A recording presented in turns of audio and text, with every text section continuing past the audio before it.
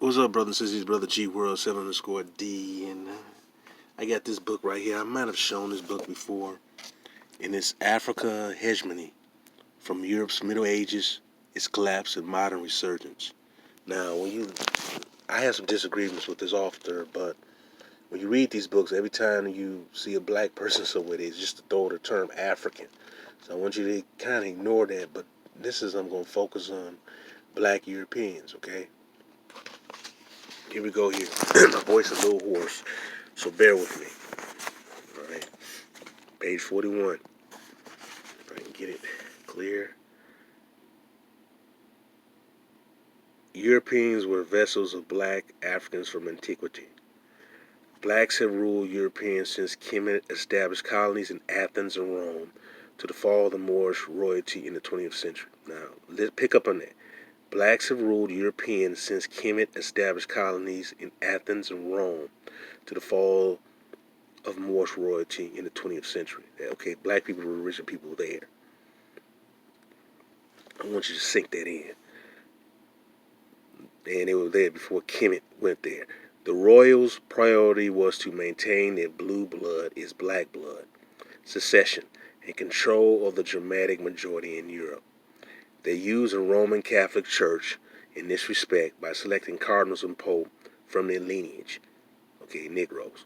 In doing so, they maintain and hide the fact that all the Israelites who brought us Christianity were of black African lineage. Like themselves, ancient Israel, Palestine, and the Middle East were the home of black Africans and considered as the northeast part of the African continent and in antiquity. That's what that other book I talked about, written by the white gentleman from New Zealand. I think it's called I forgot the name of the damn book, but I have it. All right. In addition, North Africa was also inhabited by these black Africans. This group of people are now predominantly found in sub-Saharan Africa, and their mixed descendants are among Africans in diaspora in America. So I don't agree with that, known as African American. I don't agree with that term, but here we go. I don't agree with the term sub-Saharan. That needs to stop. And then talking about mixed diasporans and all that stuff in America, whatever. All right, not all so-called black people here are mixed, and not all of us are, quote, African, but I want you to understand what the main point is that who the original people in Europe were. The black rule and hegemony over civilization is in excess of 10,000 years old. The story of their rule over Europeans started in 1897 BC. The pharaoh Senusret of Kemet, the land of the blacks in ancient Egypt, invaded what is now Greece and founded Athens. All right, remember I said before how the Egyptians colonized certain areas and set up civilizations. Like the Greek civilization originally was Negroes, and so-called Rome originally the Etruscans were Negroes. Okay, you can't make this up. You can put this stuff together. It's easy. Europe was then known as Europa, named after a black goddess. Germanic tribes, that's what last time they called these white folks. Well, these white folks come from Central Asia, whatever. Germanic tribes were either assimilating or drove the black gramadas into Africa. All right. Caucasians were massively migrating from the Ural region of Russia following the end of the last ice age in antiquity. I told you when white folks really came around. They also overran the Italian Iberian Peninsula where blacks resided. The Kemet Empire found its advantages to conquer Rome and other centers of trade and commerce among the Mediterranean coastal region, from Asia Minor to the Straits of Gibraltar at the southern tip of Iberia. In 690 BC, Taharqa, Kemet's Nubian pharaoh, conquered the Iberian Peninsula that included modern-day Spain and Portugal.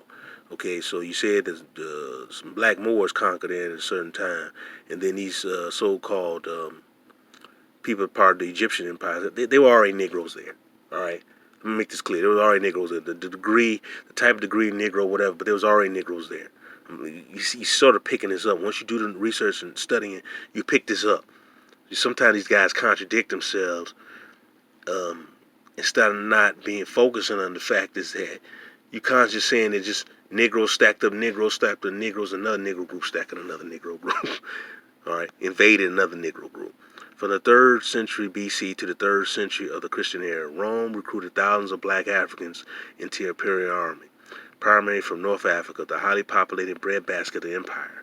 At the time, most of what is now arid desert was then pervasive grasslands, ideal for the growth of grain and other agricultural products. Agricultural products feed the vast Roman Empire. Access to waterways through the Mediterranean Sea made the coastal regions a center of trade and commerce, which attracted Africans throughout the continent. Rome drew athletic and energetic fighters from these highly populated coastal centers. Black Africans, in turn, rose to the ranks of becoming Rome's leading generals and succession of emperors. Some of these African emperors produced dynasties that ruled the empire for a succession of years. Recruitment of black Africans was stepped up after a black Carthaginian from North Africa across the Alps and launched an invasion of Rome, the capital of the empire, in 211 BC. African recruits became integral to the empire's defense against the hordes of German Vandals intent on ravishing their civilization.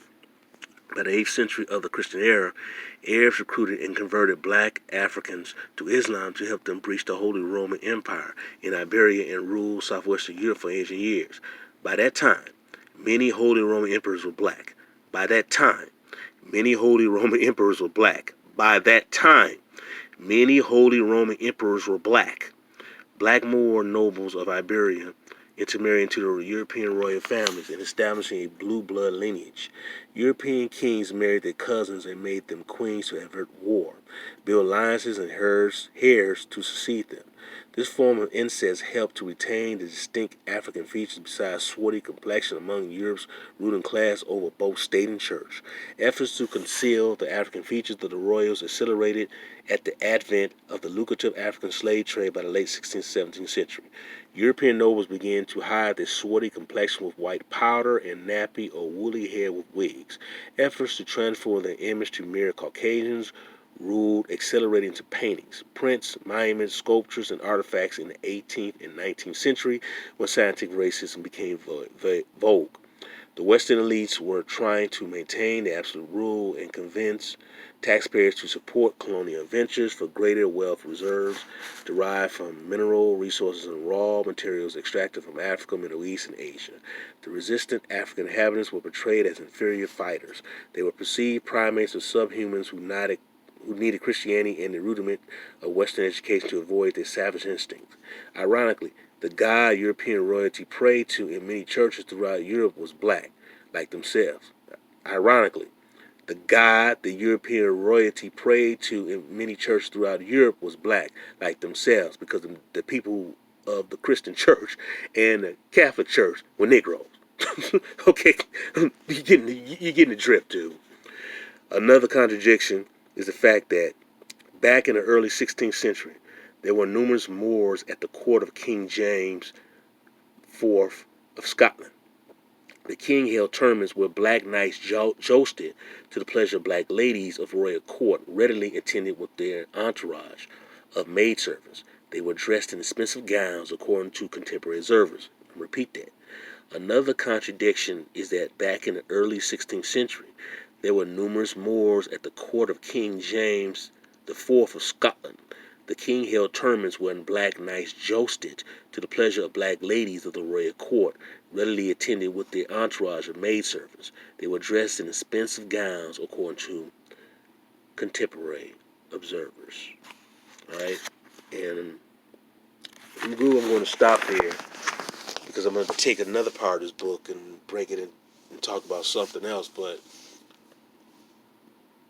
I just talked about how, if you listen to when I read, it talks about how Taharaka came in the 7th century BC and went into Spain, Europe. Now, and then he talks about how the Moors then went in there. And I just said blacks piling on other blacks. The original people all of Europe were Negroes. In some of my older videos, I talk about who were the origin of the so-called Catholic Church. These were Negroes. And I just mentioned that in this book. A lot of times you got to break this stuff down. You got to get this stuff in pieces because these bastards lie too much. Or Even with some of these black historians, they're not really putting it all together. They're fully not putting it together. All right. The so-called Arabs were originally Negroes themselves.